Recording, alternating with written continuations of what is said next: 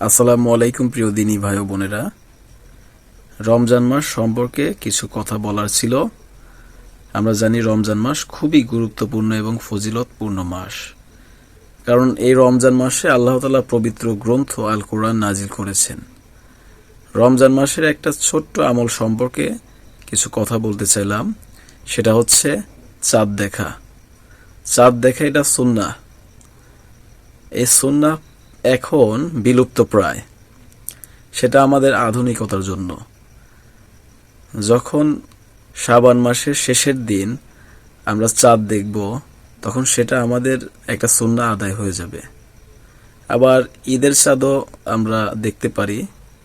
রমজান মাসের শেষের দিন যখন চাঁদ দেখব, সেটাও একটা সুন্নাহ আদায় হয়ে যাবে। তো চাঁদ দেখা খুবই একটা গুরুত্বপূর্ণ সুন্নাহ। তো এই সুন্নাহটা আমরা বিলুপ্ত হতে না দেই। ইনশাআল্লাহ সবাই আমরা চাঁদ দেখে এই সুন্নাহ আদায় করি। আসসালামু আলাইকুম।